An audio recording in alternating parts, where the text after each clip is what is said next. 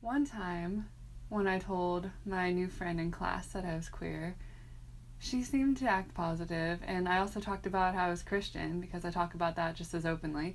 And yeah, we bonded over that because she is in a fellowship on campus.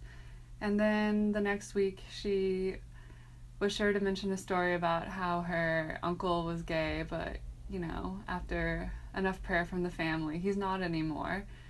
So let's just say we're not friends, or we didn't study together much after that.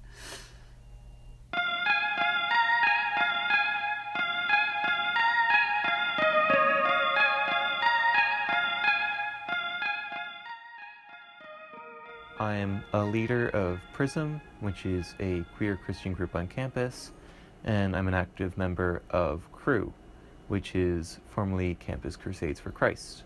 UCLA as a campus is really accepting.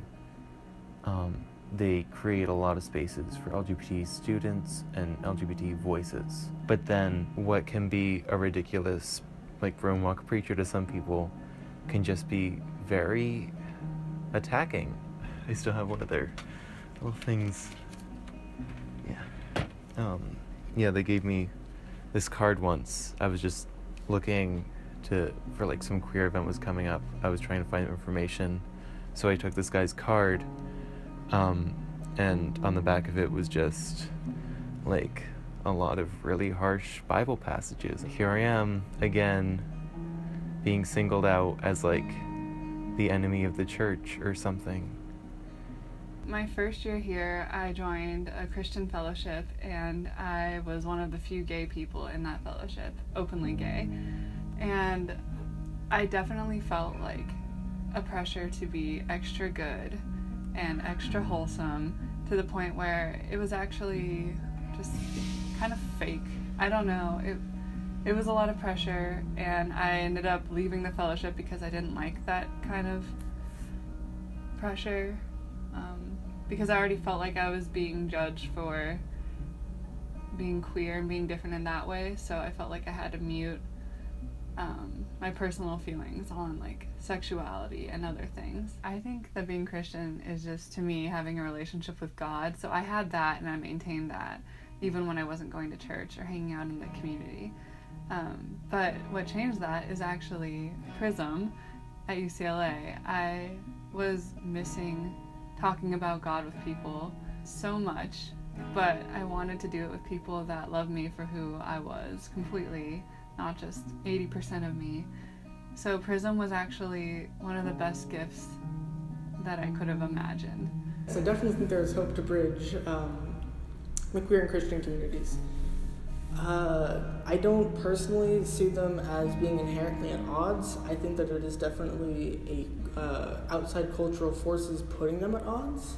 And you can see this with groups like Prism. It can be daunting, the amount of change that still needs to happen. But if you look at the long arc of history, it is definitely swinging towards inclusion. A lot of my work in Prism is to bridge the gap between two communities that don't see eye to eye. It feels really hopeless a lot of times. But I guess why I do that to myself is the same reason that I go to the garden at Sunset Rec every Sunday. A handful of people come and we garden. And it's really hard work. By the time that any produce grows, if it's gonna grow, it's gonna be the summer and I'm not gonna be here for it. And I do that because I love the idea of a garden growing a lot of food for students and students coming together. A lot of people are not okay with queer culture and queer people. It's just that people have grown up that way, and so it feels normal to them. That needs to change, but that's going to be a long process. How can I not do everything I can to make sure that if there's something to change, I can change that?